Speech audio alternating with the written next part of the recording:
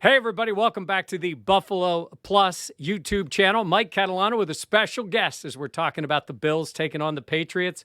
Butch Stearns from Boston 25 TV, sports director there. Butch, thanks for being back with us again.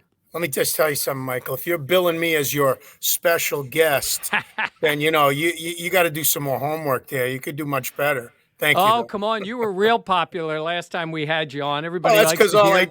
That's because all I did was rag on Bills fans. But we Why not? Have a little we fun can't with do it. that anymore. We have nothing. We have no ammunition. Oh, come on. Brady's gone. I'm seeing Mac Jones chucking the ball down the field, 380 yards. They may be a bad call away from knocking off the one-loss Vikings. Are the Bills running into a buzzsaw, an offensive juggernaut when they head there Thursday night? Well, if you want me to get serious, there's so many answers to that. Let me just start by saying this. Belichick's not the same coach, but he is. And here's what I mean by that. Patriots usually don't beat themselves. They have more in the last 2 or 3 years under Belichick than they ever have. But the Patriots usually don't beat themselves. They did last week when their offense finally came alive against the Vikings, and Mac Jones looked like the second-year quarterback taking the leap that we thought he would take in just that game.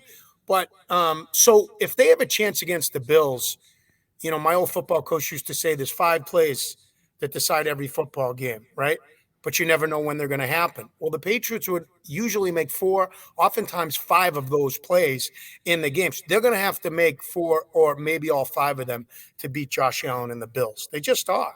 Yeah. The last couple of times after that crazy game in Buffalo with the weather and it was all running the ball, the last 2 times these teams played, the Bills didn't punt.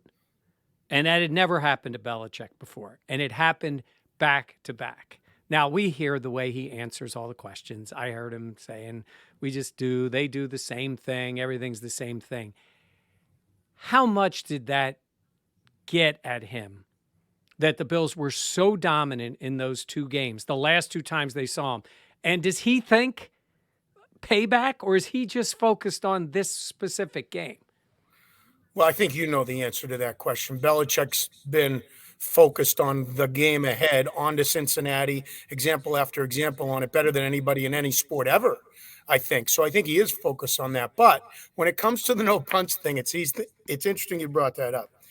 Only Belichick knows how he feels. And guess what? When he looks in the mirror, he knows he got his arse kicked by the Bills like no one else has ever done to him.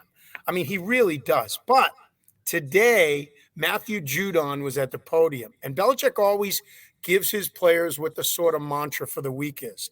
And it was clear very quickly that he brought the no punt thing up because Judon was ready for the question. And they asked him, what do you think about not last year that, the Bills didn't punt?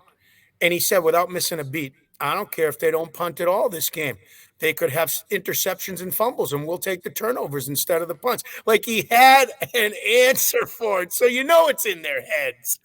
Well, hey, your question. That has been the downfall of the Bills. When the offense hasn't gone well, it's because they've turned the ball over. Now, the game in the playoffs, they had the ball 7 times, scored 7 touchdowns. So there's going to be something in between those 2 and turning it over each time.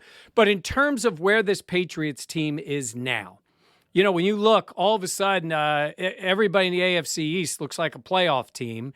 The Dolphins are good. The Bills are struggling and are 8-3. And here's the Patriots hanging in there, kind of with the Jets at the moment, but the whole thing is bunched up a little bit.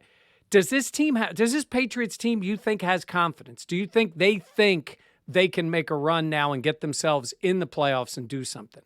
I do. I do think they have confidence. They haven't had it for most of the year. And for people that haven't followed them closely up in your area in upstate New York, and maybe a lot of Bills fans have, what's gone on this year is everybody expected Mac Jones in the offense to take a leap. But, of course, Josh McDaniels went to the Raiders, had his own issues out there, but he left there, and Mac's progression has gone backwards. And the blame, right or wrong, from Patriots fans goes squarely on Belichick for putting Joe Judge as the quarterback's coach and Matt Patricia as the offensive coordinator, two guys with head coaching experience, two guys that Belichick respects and still thinks are great coaches, and they might be on offense when they've really never been on offense. And so not only did Patriots fans struggle with that confidence, Mac and players struggled with that confidence. What are they doing? They were asked to buy in and take a step back maybe in training camp and leading up to the season to take a step forward. But when you ask me where they are now, and when you ask me after Thanksgiving, what's the identity of their team? Because I think all coaches like to say this, but Belichick always loves to say it. We know what our team is after Thanksgiving, and that's what we care about. They still don't know. They're a team that's built on special teams and defense because their offense hasn't been any good all year. It really hasn't won in many games. And so do they have the confidence? Yeah, I think the players believe in each other. I think it was a divided locker room, but it wasn't divided amongst players. It was divided more against the coaches earlier in the year. So what does all that mean coming into this game? I think it all boils down to this, Mike. It's a division game, and all division games, all bets are off. And I'm not making a case for the Patriots, or maybe I am, because the Bills are better. The Bills are much better. But you guys know that for the last 3 years, Josh Allen and McDermott have had to live with that hat. And it's not a very comfortable hat at times when you get a tiger by the tail and you're supposed to win the game. Isn't that the toughest thing in sports? Win when you're supposed to. And by the way, and I'm not being smarmy with this comment, don't talk to me about it until you get a trophy in a parade. Yeah. And that's just a fact. So in the Bills fan, your fans know that more than anybody. And and I'm going to get some hate mail on that, but so what? No, it is the truth, because you've only taken it so far. Like you start out by trying to win the division, but then you got a lot of work to do between winning the division and getting it all done, as the Bills saw last year when they got all that. And then they were that close against Kansas City, but that close is that far if you don't get it done. Mac Jones is fascinating to me. Josh Allen isn't the player he is in large part because of Brian Daboll. Daboll, you guys know Daboll from his time with the Patriots, and there was a trust, and the two were together, and he helped build him with confidence. And the reason I bring it up even more, because sometimes fans will say, well, Josh is talented. Yeah, he is talented. But I watch Tua, and I hear what he says now in Miami about the way he was treated. Now, maybe it was I don't think it was just Flores, but in terms of the whole staff, where it was so negative to him.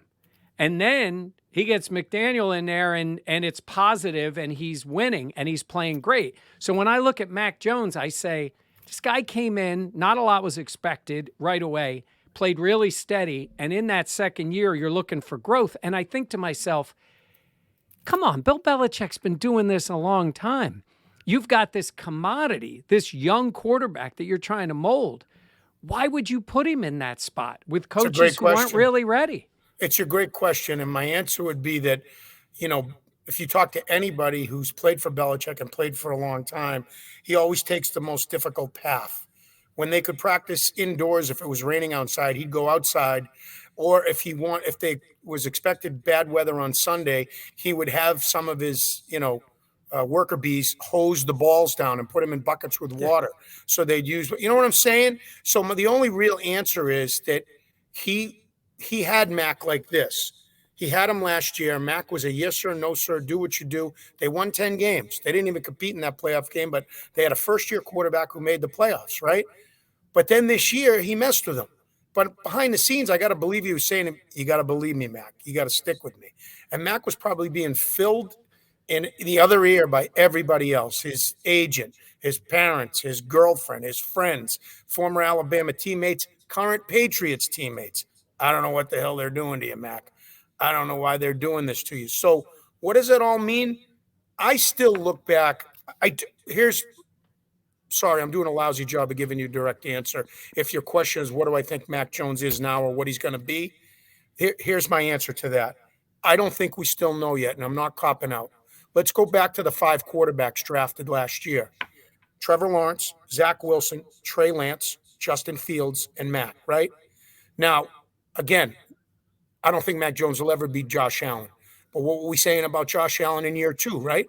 Josh Allen was not the quarterback he is now in year 2. And my point about bringing the 5 of them up is, if I look at them as stocks, still don't think we know exactly what they are, but Trevor Lawrence is clearly trending up, especially after last week. Yeah. Justin Fields, I think, is trending up, right? Trey Lance, inconclusive because we still have no idea. And Zach Wilson is trending down. I mean, as the number 2 pick in the draft. And Mac, I mean, he's trending down. Let's be honest. If you go by what his season has been, you can't absolve him of all of the blame, if you want to put it on the coaches, like you said, and like everybody's been saying. But here's an encouraging sign. He's a smart guy. He's smart enough to know that he has to work hard to overcome things. So, for example, 3 weeks ago, is it 3 weeks now? It might be 4. 3 weeks ago, he had thrown an interception dating back to the year before in 8 straight games, at least one or more. He hadn't thrown an interception or 3 or 4 games now since that Chicago game when he came back and they made him the starter because he was told he can't throw interceptions anymore. And he's not babying it. So I don't know what Mac Jones is going to be, but I wouldn't give up on the kid. I wouldn't have stuck Bailey Zappi in there for him, even though Zappi really had something as a backup quarterback. That was real. You could see it. You could feel it. But I would have gone back to Mac Jones. So I don't think we know, Mike, what Mac Jones is, but I wouldn't give up on the kid. Yeah. Well, you know what he could use? We talk about these guys. I mentioned Tua before. You give him Tyreek Hill and Waddle. Josh Allen's got Stephon Diggs. I mean, I'm looking. Nelson Aguilar, like Jacoby Myers, like who's the weapon? Who's the weapon for this team? Their best player is Ramondre Stevenson.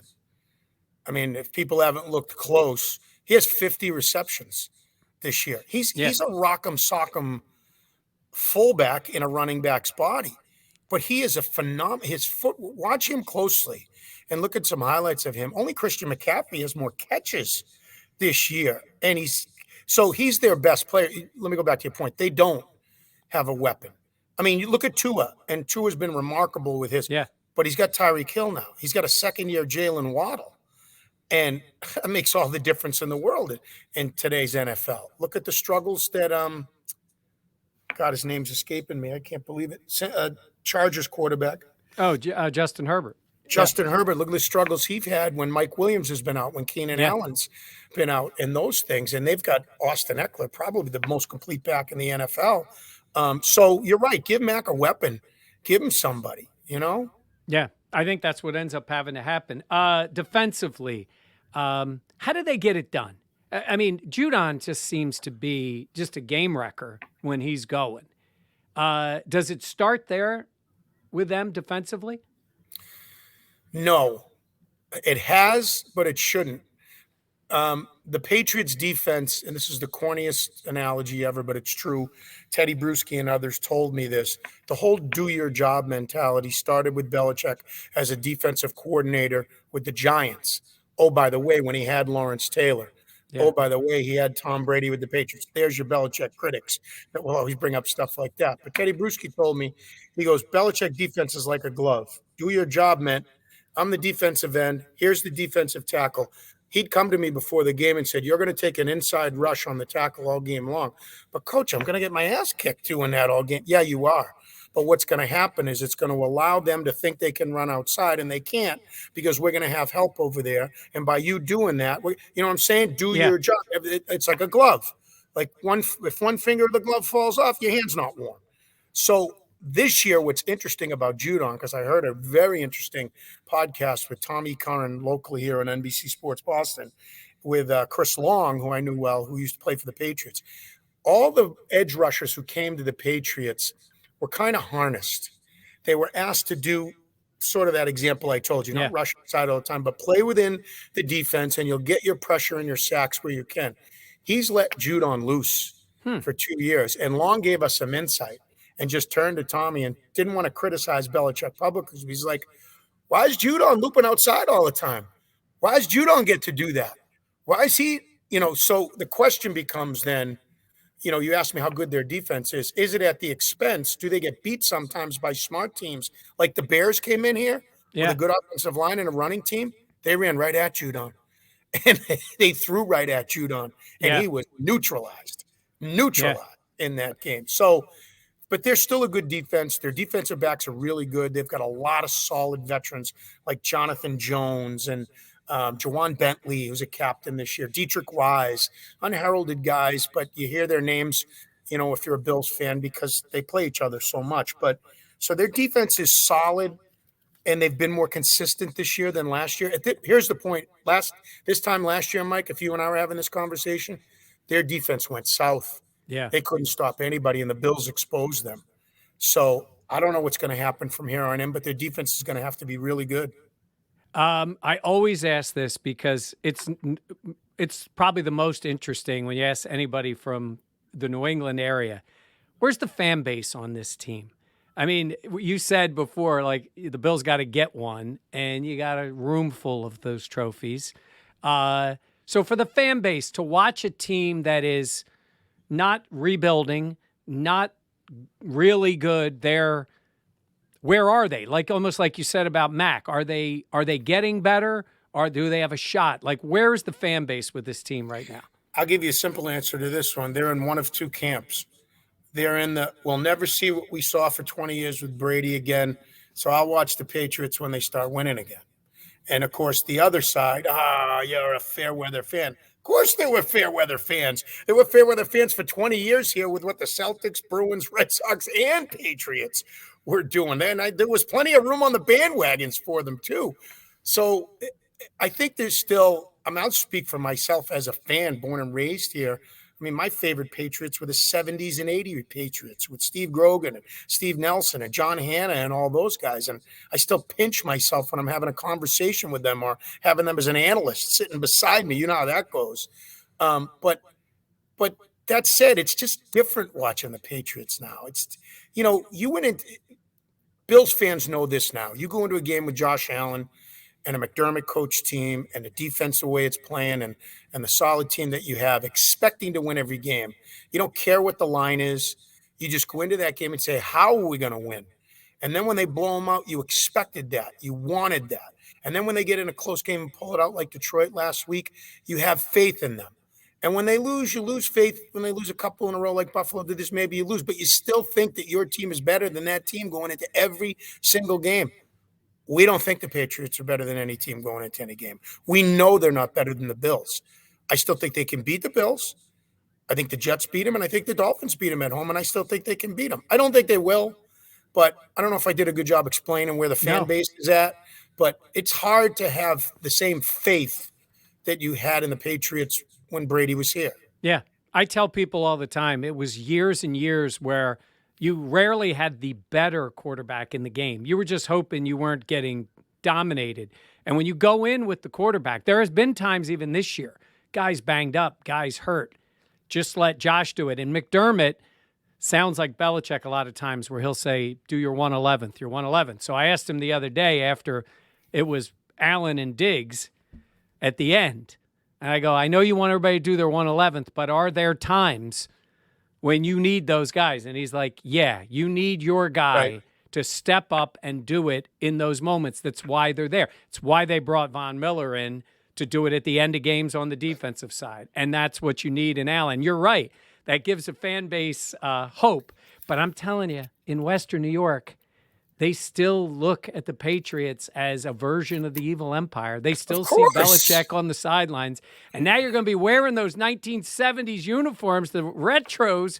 So they're going to be thinking about Grogan and back in those days. Are you guys starting Jack Kemp at quarterback on Why Thursday? not, right? You go old school in that way. Joe Ferguson, maybe? Joe Ferguson, Jack Kemp, you know those guys.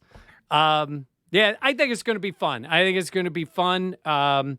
You asked me, because you had me on your channel for this. I'm going to ask you, how do the Patriots knock off the Bills? What is their formula if they're going to knock them off?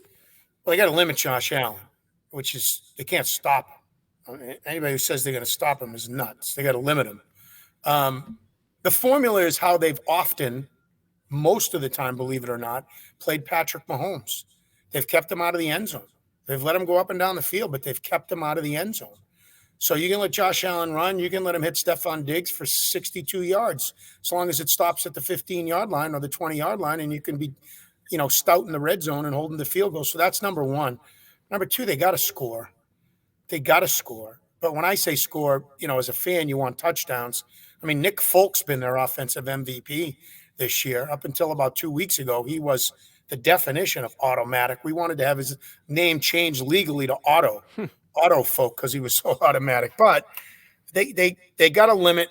They got to limit Josh Allen. They got to keep him out of the end zone, because, I mean, this sounds so simplistic, but if you get in a shooting match with the Bills, then you can't run the football. The Bills are going to bring pressure, and then I think it comes down not so much to Mac Jones, but it comes down to an inexperienced offensive coordinator and Matt Patricia being in a situation where, I mean, that was the thing that puts Brady over the edge, almost everybody, of how many times a game was lost at halftime or in the third quarter or on the final drive, and just in the most difficult times would pull out the most amazing plays. Patrice Bergeron of the Bruins always says this about playoff hockey: you need to feel comfortable in the uncomfortable. Mm-hmm. Well, if it gets uncomfortable for the Patriots in the third quarter, there's going to be booing in the fourth quarter. They're not going to rise to the challenge. So again, that's probably a lousy job of giving you a game plan to beat the Bills. But I know what they can't do if they have a chance, if they want to have a chance to beat it. Well, hey, that sometimes is what the game plan is. Don't, do enough and let them end up making the mistakes. And that's what's hurt the Bills. That's what's kept them from running away from some teams, the couple losses that they had. Well, that used to be Belichick's formula forever. And again, Yeah. I know he had Brady, but they would sit around, and it would amaze me. We would watch games where they'd get ahead, and then the other team would rally, and then the other team would throw up all over themselves, go for it on a fourth down, where it was just like before all these fourth down attempts now, and be like, what are you doing? Just a stupid play. Do you remember the Indianapolis game on a Monday night where they ran that stupid punt formation? You remember that? I mean, you can still find that one on YouTube all over the place. But Mike, if you go back to my old coach's analogy, 5 plays that decide every game. If there were only 2 plays and they were both made by the Patriots with long Brady drives or touchdowns before, we just wait and watch the other 3 plays that the other team would make to lose the game. Yeah. But now the Patriots have made a lot of those plays. So they can't make those plays against the Bills. They're going to have to try to force the Bills into mistakes. Yep. Well, we'll see what ends up happening. I always ask this, where people in Western New York or anywhere that they're watching us on YouTube, where they can follow you. And I know you guys have the game on your channel coming up on Thursday. I'm at Butch Stearns, ButchStearns on Twitter. That's the best way to reach me. Send me a direct message if you want. I'm also on a podcast with a couple of legendary retired Boston sportscasters, Mike Lynch and Bob Lobel, called Unanchored Boston. We do once a week a show. And besides that, I'm here at Boston 25 TV. So if you're local and you're around here, give me a buzz. If you're a Bills fan, I'll meet you for a beer. You'll have to buy the first one. How's that? That sounds good. Hey, Butch, thanks very much. I'll see you up there coming up on Michael. Thursday.